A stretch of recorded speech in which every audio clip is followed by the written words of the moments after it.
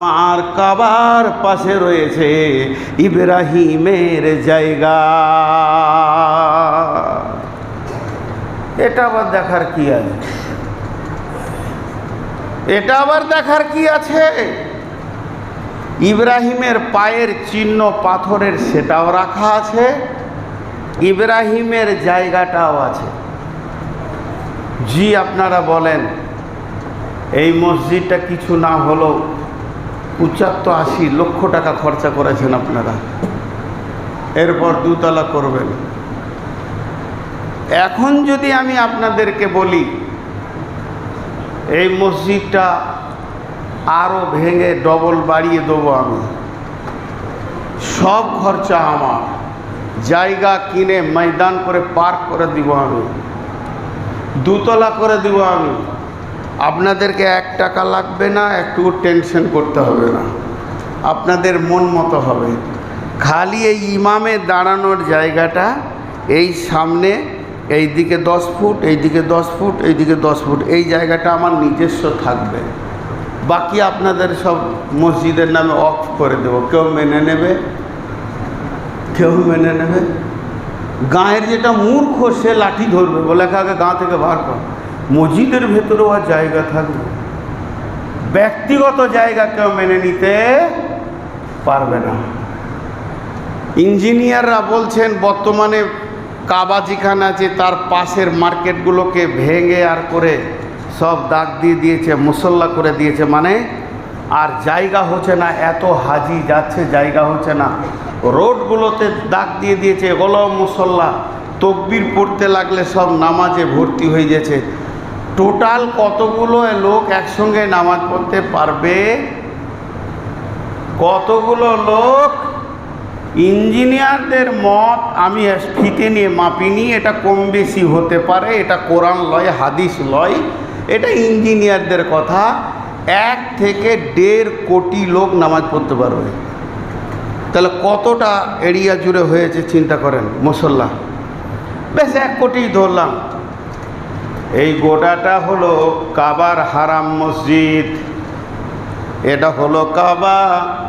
ডান দিকেও এতটা মসজিদ, বাম দিকেও এতটা মসজিদ, পেছনে মসজিদ, সামনে দিকে মসজিদ, গোল করে ঘেরা আছে। কিন্তু এই জায়গাটা সম্পূর্ণ আল্লাহর। এই যে ঘরটা ঘেরা রয়েছে যেখানে নামাজ পড়ছি, এই জায়গাটা সম্পূর্ণ আল্লাহর। এক বিদ্যা, এক হাতে গ্রামের লোকের নয়, এটা আল্লাহকে দিয়ে দেওয়া হয়েছে, এটা আল্লাহর ঘর। আর এর ব্যাপারে আল্লাহ সূরা জিনের মধ্যে বলেছেন যে ওয়ান্না মাসাজিদা লিল্লাহি ফালা তাদউ মাআল্লাহি আহাদা। মসজিদ যেটা বানানো হয় সেটা আল্লাহর জন্য হয়, আর এর ভিতরে তোমরা অন্য কাউকে ডাকবে না। মসজিদের যে কোনো কোণে তুমি ঢুকো না কেন, এক আল্লাহকে ডাকবে। তোমার দিলের ভিতরে এক আল্লাহ ছাড়া অন্য কেউ থাকবে না। তাহলে কাবার ঘরে যে হারাম মসজিদটা রয়েছে ওটা ওই অবস্থা। কিন্তু কাবার যেটা দরজা ধরেলেন, এটা কাবার দরজা, আর কাবার দরজার সামনেই জায়গাটা হলো ইব্রাহিমের, সামান্য জায়গা ইব্রাহিমের। 10 ফুট বাই 10 ফুটই ধরেন, চাই 15 ফুট বাই 15 ফুট। ওই জায়গাটার নাম মাকাম ইব্রাহিম, এর মানে হচ্ছে ইব্রাহিমের জায়গা।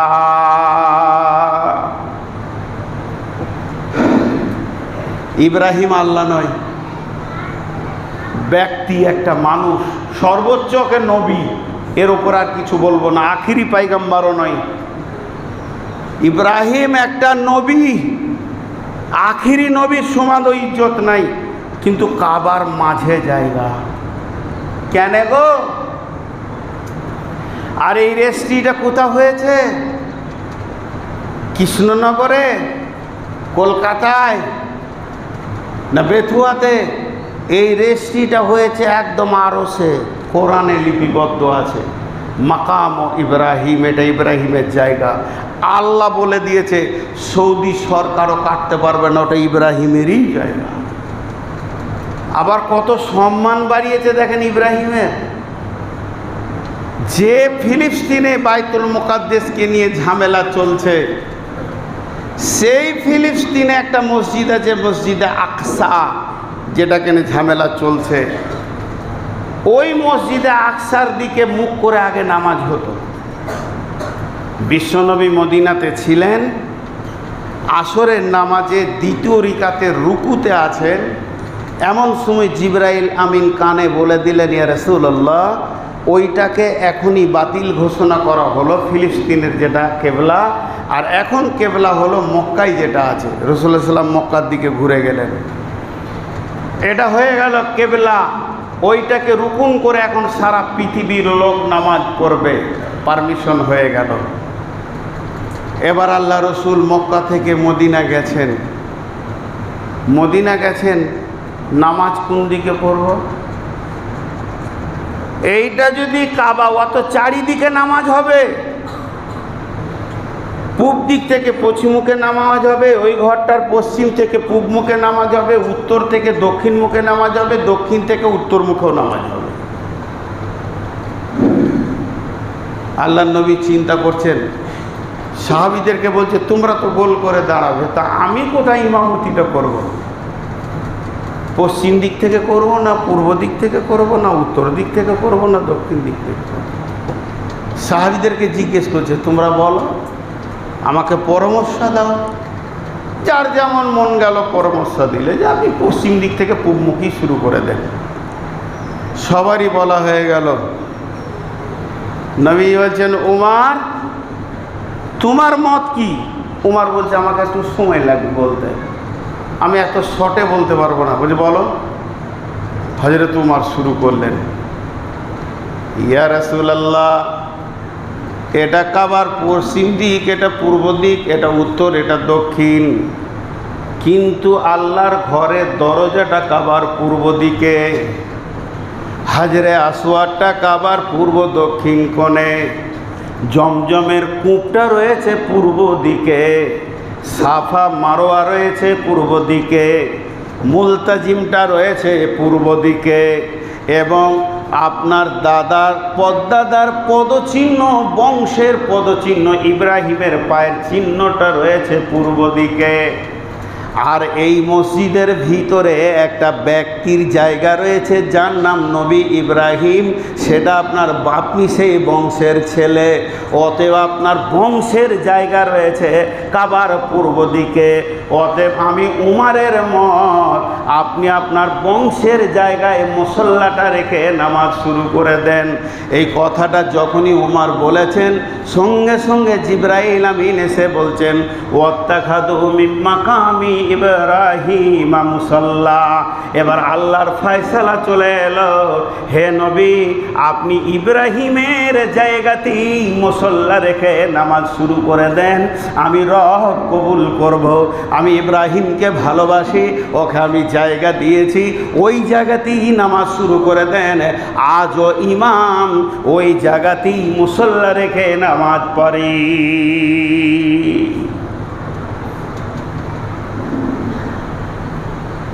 হায়, ইব্রাহিমের সম্মান এত কেন? ইব্রাহিমের সম্মান এত কেন? আর একবার বলছি, ইব্রাহিমের সম্মান এত কেন? আমার পকেটে একটা মোবাইল আছে, আমার পকেটে 500 টাকা আছে, এই ভিড়ে আমি ঘোরাঘুরি করছি, যদি পকেটে হাত ভরে এটা মালটা বার করেন, তা আপনি কে? চোর। চোর এর থেকে নোংরা হতে পারে না।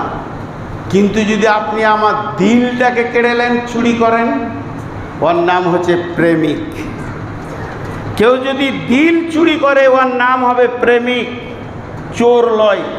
তো তখন আমার পকেটের মোবাইলটা অটোমেটিক আপনার কাছে চলে যাবে। আপনি এত ভালোবাসা হয়ে গেছেন আমার, এই মোবাইলটা রাখেন, আমি সৌদি থেকে এনেছি, খুব ভালো মোবাইল, আপনি ব্যবহার করেন। তো ইব্রাহিম আলাইহিস সালাম আল্লাহর দিলটাকে এত কাছে করেছিলেন, আল্লাহকে প্রেম দিয়ে, মহব্বত দিয়ে এত কাছে করেছিলেন। তোর ফেসিলিটি পৃথিবীতে 3খানা থেকে গেছে আজও। সেই 3টে কি? 1 নম্বর হলো মাকাম ইব্রাহিম, আল্লাহ তার নিজের জায়গায় ঘরের পাশে জায়গা দিল ইব্রাহিমকে। কি ভালোবাসা! দুই নম্বরে হজের যতগুলো কানুন আছে সব ইব্রাহিমের, খালি তরিকাটা নবী মুহাম্মদ রাসূলুল্লাহ সাল্লাল্লাহু আলাইহি সাল্লামের। দেখেন, আর তিন নম্বরে ইব্রাহিমের বংশ থেকে শেষ নবীকে নিয়ে আল্লাহ পৃথিবীতে ইব্রাহিমকে সম্মানিত করেছেন। আর চতুর্থ নম্বরে আল্লাহ রসুল যখন সাবে মেরাজ থেকে পৃথিবীতে ফিরছিলেন তখন হযরত ইব্রাহিম বলেছিলেন, ও নবী মুহাম্মদ, আমার সালামটা তোমার উম্মতকে দিয়ে দিও। আজও তার উপরে আমরা সালামের উত্তর দিই না? আজও দিই, এক্ষুনি আমরা দিব নামাজে বসে বসে। আল্লাহুম্মা সাল্লি আলা মুহাম্মাদ ওয়া আলা আলি মুহাম্মাদ কামা সাল্লাইতা আলা ইব্রাহিম ওয়া আলা আলি ইব্রাহিম ইন্নাকা হামিদুম মাজিদ। কাবাটা কিভাবে তৈরি হলো এর বিশ্লেষণ তফসির আজকে আর কোলাবে না। চলেন একটা হাদিস আপনাদের সামনে দিয়ে আপনাদেরকে মদিনায় নিয়ে যাই। সময় খুব সংকীর্ণ, তারপর আমার আবার হাঁটু ব্যথা, আর এখানে কটা পেয়াদা বসে আছে, আর চালা আর চালা, তুই মিম্বার থেকে পড়িয়ে যা, তারপরও চালা, হ্যাঁ তোর মাথা ঘুরবে ঘুরবে। ও দিকটা দেখে লাভ করে, ও নিজের ফায়দা দেখছে যে বুড়োকে যখন তুলতে পেরেছি নামতে দেবো না, কবরে পৌঁছাবো আর কি। তো আমি আমার মতো বকবো, কারো কথায় আমি প্রভাবিত নই।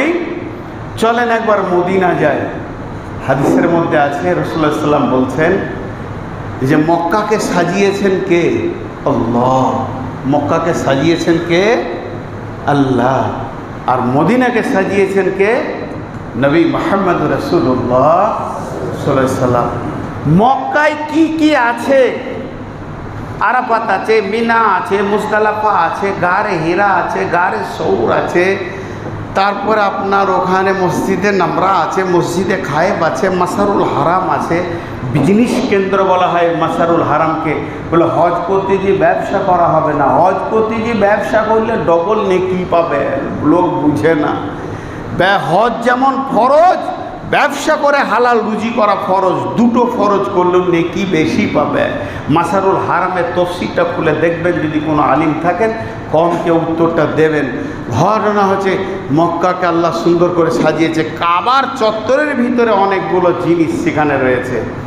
এবার মদিনায় যায়। রাসূলুল্লাহ সাল্লাল্লাহু আলাইহি ওয়াসাল্লাম নবী হয়ে পৃথিবীতে ছিলেন কত বছর? 23 বছর। এই বছরটাকে আল্লাহ ভাগ করে দিয়েছেন, 10 থেকে 11 বছর মক্কায় ছিলেন উনি, আর 11 থেকে 12 বছর মদিনায় ছিলেন উনি। ওনার জীবন, নবুয়তি জীবনটা দুই জায়গায় দিয়ে দিলেন। তাহলে এই দুই জায়গাতে লাভ আছে। তবে মক্কা মদিনায় হজ বা উমরার কোনো কানুন নাই, নিয়ম নাই। তবে যাব কেন? মদিনা আমার কোরআনের ইতিহাসের সঙ্গে সম্পৃক্ত, মসজিদে নববী আছে, এর জন্য আমরা যাব। মক্কাতে ইসলামের ঝর্ণা উঠেছে, আর মদিনা থেকে প্রচার শুরু হয়েছে। মদিনার প্রথম নাম ছিল ইয়াসরিব। যখন বিশ্বনবী মদিনাতে পৌঁছালেন তো মদিনার নাম হয়ে গেল মদিনাতুন নবী। মদিনা আবিধানিক অর্থ হচ্ছে শহর। মদিনা মানে বাজার, মদিনা শব্দের মানেই হচ্ছে বাজার। মদিনাতুন নবী মানে নবীর বাজার।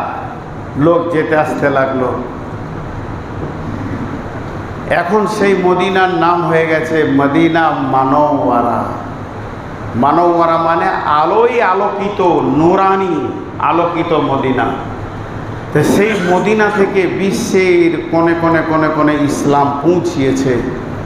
তার মানে পাওয়ার হাউস যেখানে বিদ্যুৎ তৈরি হচ্ছে সেটা মক্কা, আর ডিস্ট্রিবিউট মানে ভাগ হচ্ছে, ডিস্ট্রিবিউট করা হচ্ছে, ডিস্ট্রিবিউটার হচ্ছে কে? না মদিনা। সাহাবীরা পৃথিবীর কোণে কোণে পৌঁছিয়েছেন। সেই মদিনা বহুত কিছু আছে দেখার। এক একটা যদি তফসির ধরা যায় লম্বা লম্বা টাইম চলে যাবে।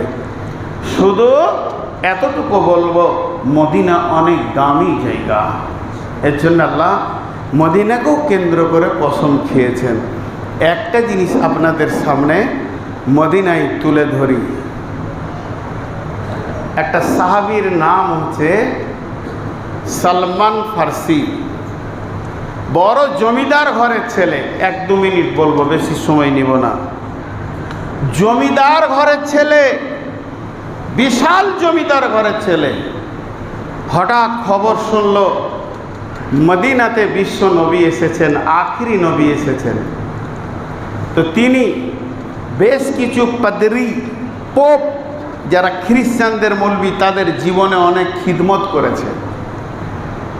সবারই কাছে একটা কথা শুনেছে যে শেষ নবী আসবে, ওই জন্য ওই আশাতে আছে। কিন্তু বেশ কিছু পোপের খিদমত করলেও সন্তুষ্ট হতে পারেননি, উনি সন্তুষ্ট হতে পারেননি তাদের ব্যবহারে। তালাশ করছে কখন শেষ নবীকে পাব। ইয়ং ছেলে, এই কেবল শৈশব কৈশব যৌবনে পদার্পণ করবে, কেবল দাড়ি মোছের একটু র্যাক নিয়েছে, এই রকম সুন্দর ফুটফুটে চেহারা জমিদার ফ্যামিলির ছেলে। 2 জন লোককে রাস্তায় দেখতে পেল। কোথায় যাবে? বলে মদিনায় যাব। তুমি? বলে আমিও যাব। চলো। এই চলো বলে ওকে নিয়ে রাস্তায় বিক্রি করে দিল, গোলাম হয়ে গেল। আমাদের মতো তার ফোন নাই যে বাপকে বলবে আমি গোলাম হয়ে গেছি।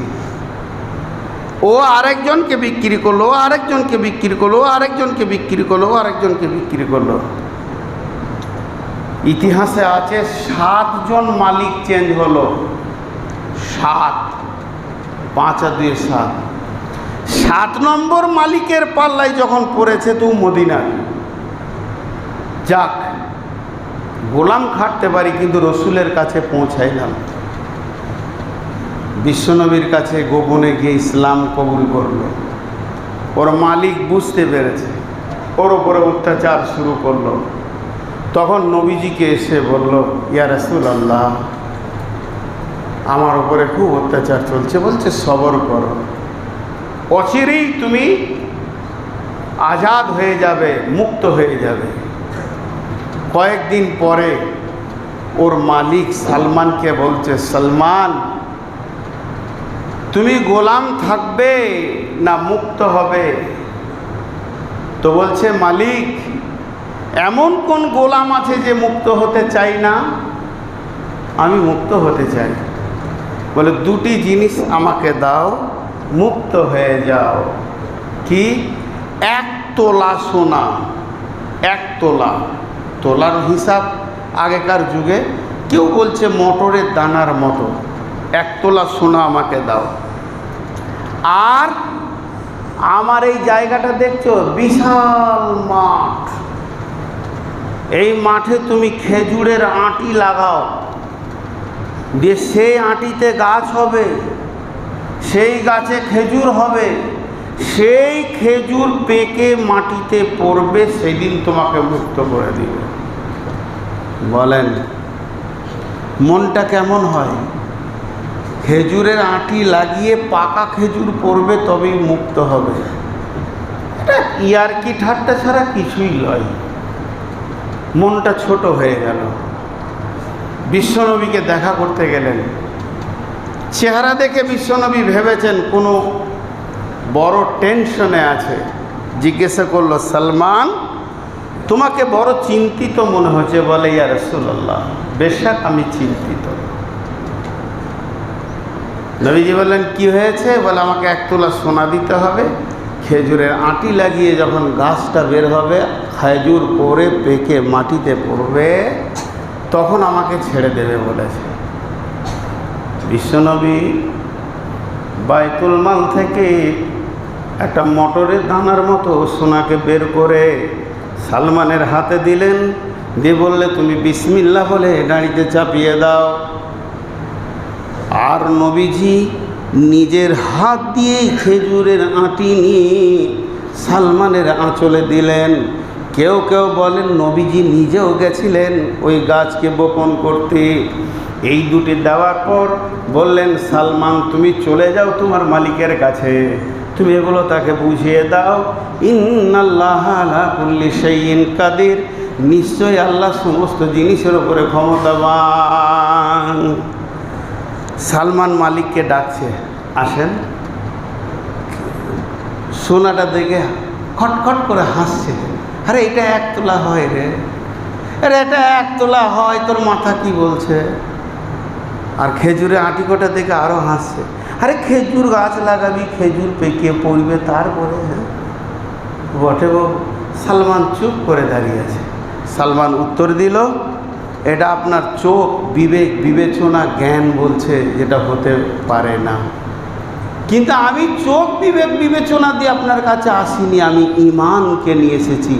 আমার নবী বলেছেন, সালমান তোমার আল্লাহ সব জিনিসের ওপরে ক্ষমতাবান, এর উপর আমার 100% বিশ্বাস আছে। আপনি দাঁড়ি ধরেন। দাঁড়িটা ধরল, 1 তোলার পরেন চাপালো। যখনই ওই সোনাটা ছোট্ট মতো চাপিয়ে দিয়েছে, পাল্লাটা উপরে উঠে গেছে পরেনের যখন পাল্লাটা উপরে উঠে গেছে বাটখারার, তখন বুঝে নিয়েছে এখানে কুদরত লুকিয়ে রয়েছে। সঙ্গে সঙ্গে বলল, চলো তুমি খেজুরের বীজগুলো লাগিয়ে দাও। সালমান বিসমিল্লাহ বলে শুরু করলো। কেউ কেউ বলেন বিশ্বনবীর সঙ্গে ছিলেন। যাই হোক, যখন খেজুর গাছের আঁটিগুলো লাগানো হয়ে গেল, ইতিহাস 2 রকম আছে। সন্ধ্যায় লাগিয়েছে, সকালে পাকা খেজুর। কেউ বলছেন না, 1 বছরের ভিতরে খেজুরের গাছ জন্ম নিয়ে তত্তর করে বেড়ে পাকা খেজুর হয়ে পড়ে গেল। এইটাকে বাগে সালমান ফার্সি বলা হয়। এই বাগানটা আজও মদিনা মানবরাতে আছে। 2007-এ গেছিলাম হজ করতে, তখন ওই বাগানে ঢুকেছি। 2010 থেকে বাগানটাকে তালা মেরে দেওয়া হয়েছে, সরকারিভাবে ঢুকতে দেওয়া হয় না। কেন দেওয়া হয় না? অনেক বেদাতিরা গিয়ে সেখান থেকে মাটি গ্রহণ করছে। বিশ্বনবী সাহাবী সালমান ফার্সির বাগানের মাটি বরকত হবে, এটা শিরক হয়ে যাচ্ছে, এর জন্য তালা মেরে দিয়েছে। তবে সৌভাগ্যের বিষয়, গত 2023 সালে আবার বাগানের তালা খুলে দেওয়া হয়েছে, আবার সেই বাগানে ঢুকেছি। ওই বাগানে 2 রকম খেজুর গাছ আছে। একটা খেজুর গাছ থেকে গাছ তৈরি হয়, যেমন বাঁশে একটা বাঁশ তৈরি হলে আর একটা গাছ বার হয়, ওইভাবে রসুলের জামানা থেকে একটা গাছ মরলে আরও 3টে গাছ তৈরি হয়ে যায়। আর এমনি স্বাভাবিক খেজুরেরও গাছ আছে। ওই বাগানটার নাম বাগে সালমান ফার্সি রাদিয়াল্লাহু তাআলা আনহু, যেটা মদিনা মানওয়ারাতে দেখতে পাবেন। এইভাবে যদি ফাতেমার কথা বলি, বেলালের কথা বলি, আবু বাকারের কথা বলি, ওসমানের কথা বলি, আলীর কথা বলি, হযরত উমরের কথা বলি, তো সময় শেষ হয়ে যাবে, কিন্তু কথাগুলি শেষ হবে না। তো এতটুকু আপনাদের সামনে আজকে বক্তব্য রাখলাম। আল্লাহ কোরআনে শেষকালে একটা কথা বলেছে, ওয়াতিমুল হাজ্জা ওয়াল উমরাতা, তোমরা হজ এবং উমরাকে পুরা করো, আমার ডাকে এসো।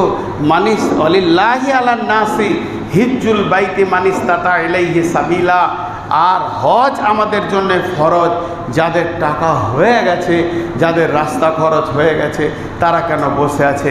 এখনকার মুফতিরা বলছে হজ অনেক টাকা হয়ে গেছে, 4 লাখের কাছাকাছি, বিধায় যদি তুমি হজ নাও পারো, গরিব হও, কমসে কম উমরাটাও করে সেখানে হাজিরিটা দাও, কমসে কম সেখানে উমরাতে হাজিরিটা দাও। আর শেষকালে একটা কথা আপনাদেরকে আমি রেখে যাব, হাত ধরে নয়, বয়স আমার থেকে বেশি হলে পা ধরে রেখে যাব, আলিম ছাড়া হজ বা উমরাতে যাবেন না। ইতিহাস আপনাকে কেউ দিতে পারবে না। সেখানে যদি আরবের মাটিতে, মক্কার মাটি যদি 70 বছর সে চাকরি করে আর ব্যবসা বাণিজ্য করে, কাবার কোন দিকটাতে কি আছে তার বলার ক্ষমতা নাই, একমাত্র আলিম ছাড়া। কতজনা কাবার ঝাড়ু দিয়ে 30 বছর চালিয়ে দিল। জিজ্ঞেস করছি, ভাই মুলতাজিমটা কোন ধারে আছে? যে জায়গায় আল্লাহ রসুল কাবাতে বুকটাকে লাগিয়ে দিয়ে, ইবনে আব্বাস বলছেন গাল কিংবা বুক লাগিয়ে দিয়ে দোয়া করলে আল্লাহ সঙ্গে সঙ্গে কবুল করে নেয়। 30 বছর কাবাতে ঝাঁট দিচ্ছে, তাকে জিজ্ঞেস করলে সে বলছে মুলতাজিম বলতে পারবো না। কারণ একটা মূর্খ কোরআন বলে দিয়েছে হাল ইয়াস্তাবিল্লাযীনা ইয়ালামুন ওয়াল্লাযীনা লা ইয়ালামুন, শিক্ষিত আর মূর্খ কোনোদিন এক হতে পারে না। বিধায় যে পড়াশোনা করেছে সে আর অন্ধ আর চোখওয়ালা এক হতে পারে না। হাতে পায়ে ধরবো, আলিম ছাড়া হজ বার উমরাতে যাবেন না। আপনার গ্রামে আজকে আমাকে খোদবাই তুললেন কেন? আপনার মামাতো ভাই আছে, চাচাতো ভাই আছে, ফুফাতো ভাই আছে, বিয়াই আছে, বন্ধু আছে, তাকে তুললেন না কেন? কারণ আপনি জানেন উপযুক্ত কিছু কথা নিতে গেলে আলিমকে তুলতে হবে, জাহিলকে তুলে লাভ নাই। ইমামতি করবেন তো আলিম খুঁজছেন, তেমনি হজ একটা ইবাদত, আলিম ছাড়া যেন না। যাই হোক, আজকে আপনাদের সামনে অনেক কথা বলা হলো। আজকে আমার উচিত ছিল আমার গ্রামে জুমা পড়া, তো গত জুমাতে গ্রামে ছিলাম, তাদের সঙ্গে কথাবার্তা বলে মাপ ক্ষমা চেয়ে নিয়েছি। আপনাদের কাছে দোয়া চাইছি, দোয়া করবেন। আগামী সোমবার দিন ইনশাআল্লাহ আল্লাহর নামে বেরিয়ে যাব হজের জন্যে, এই জন্যে আপনাদের কাছে দোয়া চাইছি, দোয়া করবেন। আর নামাজটা শেষ হলে